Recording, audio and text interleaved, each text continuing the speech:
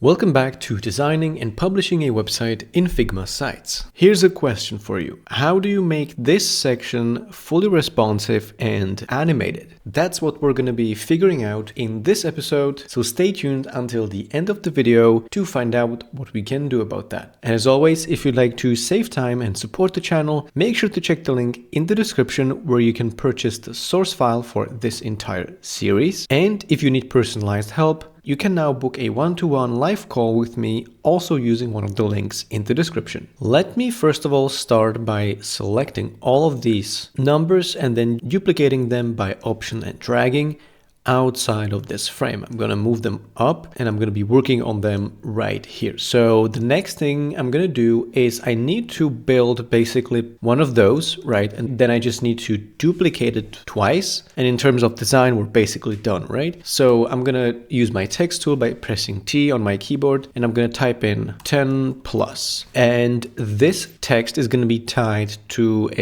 an actual headline. I think we can go for H1 and then I'm going to simply duplicate that and type in years on the market. We were founded in lorem ipsum and so on. And this text is going to be paragraph text. So I'm going to just change it with the text selected to a paragraph text.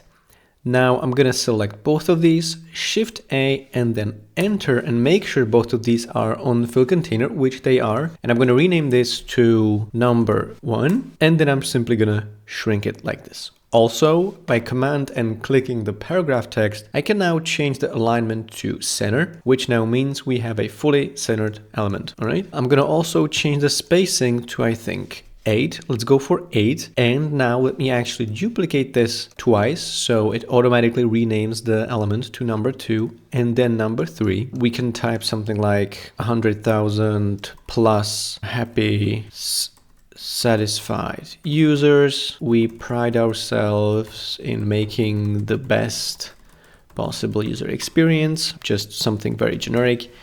And then number 3, I think that's going to be 300 plus, let's say 300 employees. We make a great team and do our best, right? Something just very generic. Then I'm going to select all of these and I'm going to do Shift A. And this auto layout is going to be horizontal. I'm going to press Enter and then do fill container on all of these. And also I'm going to change the spacing of frame 29 to 24. And I'm going to rename this to numbers. Okay. So now we have this basically. Now, as you can see, first of all, when it's like smaller, I think we could do align top left or top center so that the numbers basically stay aligned to the top. In terms of this huge headline, I would do probably just 100K plus to shorten it so that we don't have like an outlier. Then finally, we could do wrap auto layout, right? So on this entire layout, we could do wrap, and then we could set some kind of a minimum width for these elements so that they break onto multiple lines. So if I scale this down, let's say we want to do, this could be the minimum width, let's say 200. So with all of these selected, select the auto layout, enter, and then on each of those add a minimum width of 200. Okay, so basically this happens. So it's now a responsive element. Okay, so that's good. Now I think we could introduce some colors. So why don't I simply change the first one to blue, the second one to, let's say, yellow, the third one to purple. What do we think about that? Just to make it a bit more interesting. And also we could add something on top of that. So we could do an effect. Let's go for an effect. This effect could be inner shadow, and it could be white and could be overlay. Okay. You can see that this creates this nice little effect. I think we want to do it rather subtly. So the setup is going to be something like 4 on Y coordinates, 4 or 5 on the blur, and then 70 on opacity, right? So it looks a little bit plastic, but not too, in your face. And then I can copy this effect and paste that onto these other numbers. Okay. At the same time, I think for the yellow one, why don't we try black actually? And it's going to come from the bottom. because using white basically makes the yellow color even lighter, which is going to make it very difficult to read on a white background. So let's go for black that goes from the bottom, and that has lesser opacity than these other elements, these other headlines. And in terms of design, I think this is pretty okay. I think this is pretty good. What we could do also is we could rename this to numbers container, and we could actually move it over here. And then I think I'm actually going to take advantage of our grid system. So Shift G, and I'm going to select this frame and layout guide, 12 columns. I'm going to copy, and I'm going to paste that here on the desktop. Breakpoint on tablet, you know what? I'm actually going to adjust this to tablet. We're going to do one column, and this column is going to be stretch, and we're going to have margin of 24, gutter 0, or gutter maybe also 24. Maybe I misunderstood. Never mind. Let's go for gutter. That's 12, whatever. And then you can see that that's what we're basically using on most of the content. So we can then copy this also to mobile. Let's remove this one. Let's copy that to mobile. And, we can then be using this in the future. Okay, perfect. Now, I think the maximum width of this overall container should be about this. So that's 760. Maybe let's do 10 columns. Should maybe this be the maximum width? Yeah, let's go for 956. So let's select this whole element and let's do maximum width. That's going to be 956. And then let's do Shift A on this entire thing, stretch it out, make it centered, like stretch it out. And then I'm going to rename this to numbers section, numbers multiple section. And we're going to go for 96 in terms of vertical padding, 24 in terms of horizontal padding, and then I'm going to use a headline for this section. So I'm going to just copy the present day headline. That's H2. I'm going to keep that. I'm going to do Command X, select this number section, and Command V. Then I'm going to use Command left bracket to move this to the top, Shift Enter, and then 32 in terms of spacing, maybe 48, right? Maybe 48. So now we have an element that looks like this, right? Present day, and we got all these beautiful numbers. Great. Now in terms of vertical spacing on this numbers container, I think we want to go for 32.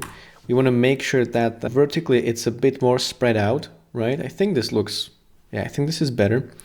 So with this whole section now basically ready, I am going to make sure it is 0 and 0 on the left and right.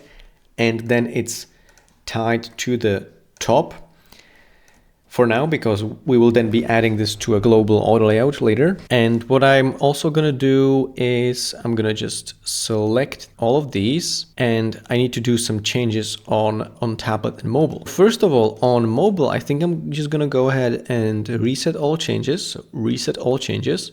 Perfect. This should make sure that we stay vertical in terms of an auto layout. In terms of the width of this section, I'm not sure why it's fixed, but if I do again reset all changes, all right, it should be fill container. Let's do fill container. And let's also make sure it's 0, 0, 0 left and right. And with this one, let's also go for, all the way to the edges, 0, 0 left and right and top. And this top is going to be similar to this. So let's do 1500.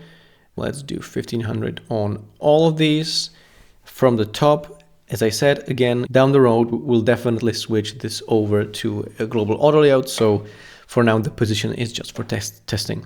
So when I launch the preview on About Us and I go here, and then I change the size of the screen, okay, you can see that the mode is automatically changed to mobile. So that means the font sizes change. Okay, that's great. So when I resize, you can see that it's stretching. And then as I go lower and lower, we have a fully responsive numbers section. All right, so now let's take a look why this isn't changing its size when on mobile.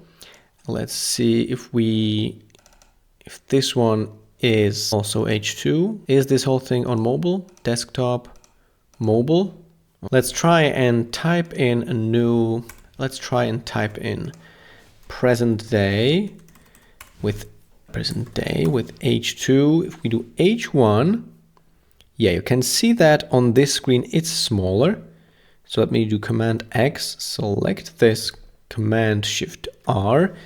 That's going to replace that text. And when I do H2 and then do also H2 here and H2 here, then it works. Okay, so yeah, apparently this is just an issue in terms of the object probably. So when we created a new headline, it now respects the device modes in terms of font sizes. And if you're curious what I'm actually talking about, go and watch episode number 54 of this series, where we set up the responsive font variables essentially. Okay, perfect. And also, if you take a look at the headlines, at the numbers in desktop, you can see that the effects disappeared. That's because these are not supported in Figma Sites. So we have to think of something else, right? Effects, unsupported shadow, blend mode, shadow conflict must be normal, and inner shadow isn't supported with text.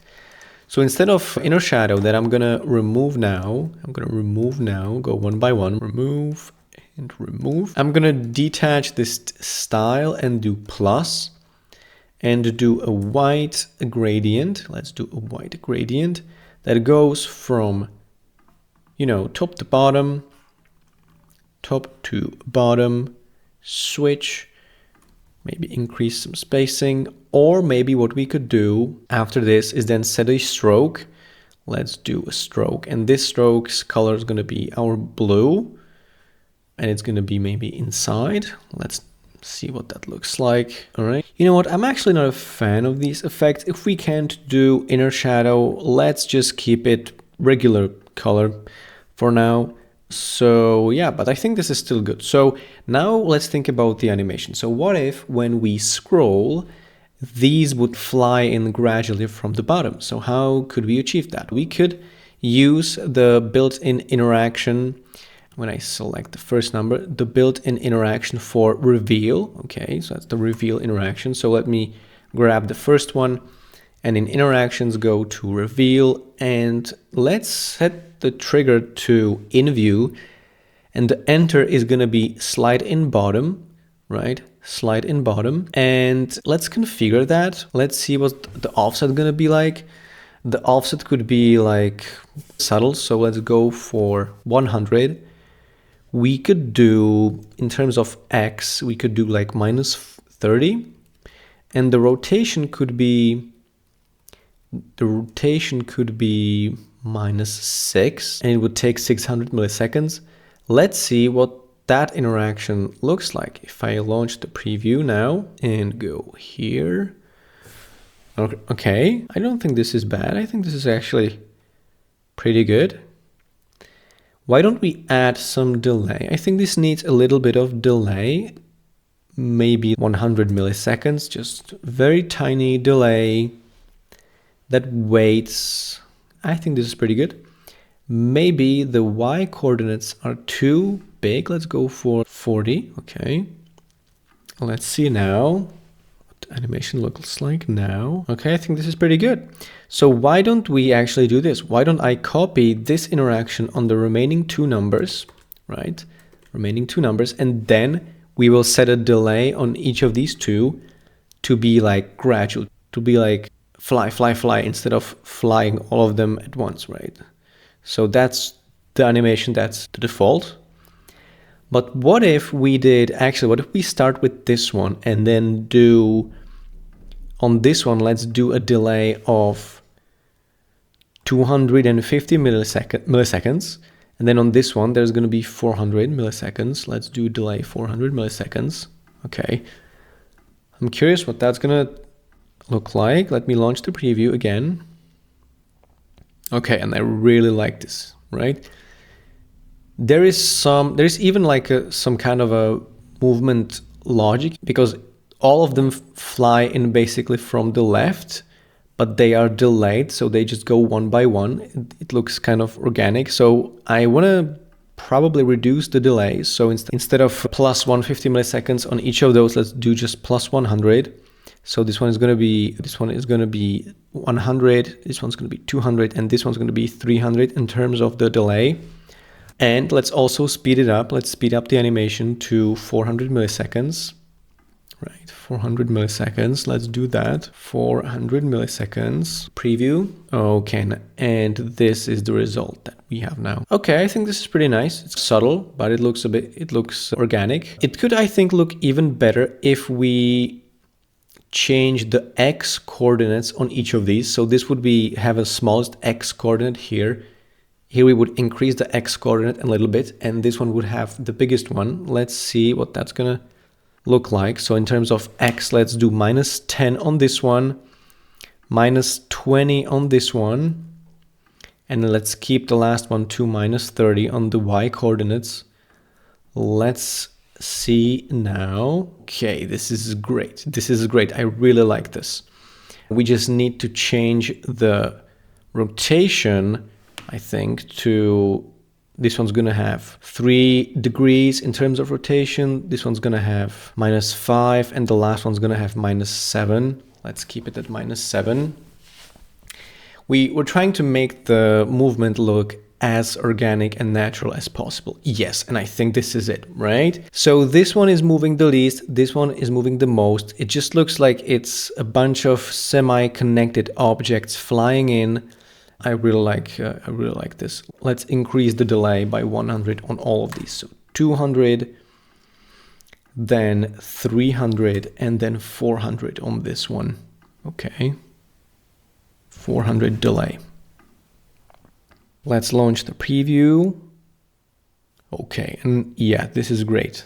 So as you scroll through this page, you're looking at the timeline, and then you see this.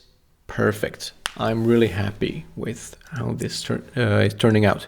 On tablet though, I think, let's test it out if that still works. On tablet, let's see. I think on tablet this works, but what about mobile? Is this gonna work well on mobile? Let me see, let's scroll. Yeah, I think this still works, but we wanna equalize the delays and the degrees on each of these.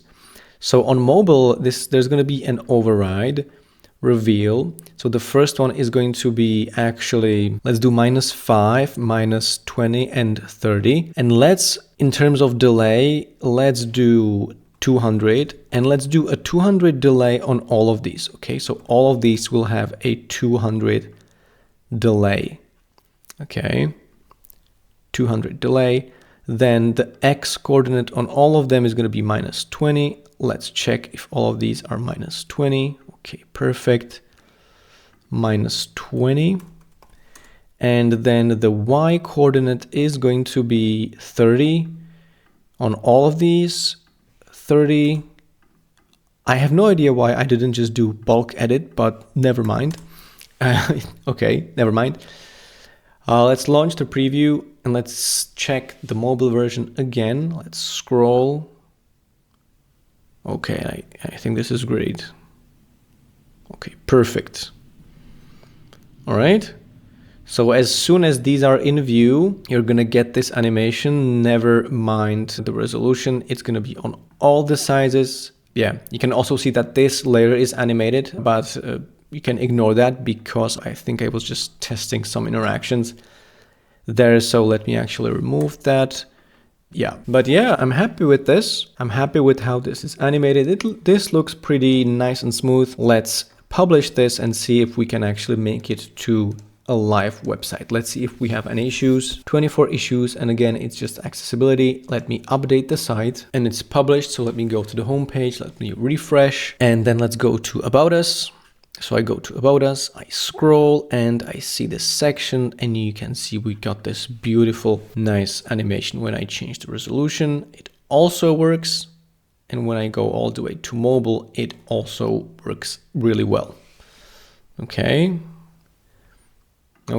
All right, that's it for today. Hope you learned something new. If you did, I would appreciate you leaving a like. Check out the full series linked in the description that this video is a part of. It's a course. It's a free course on web design. Check the links in the description for both the source file and the private one-on-one lessons. Thanks for tuning in, guys, and I will see you in the next one.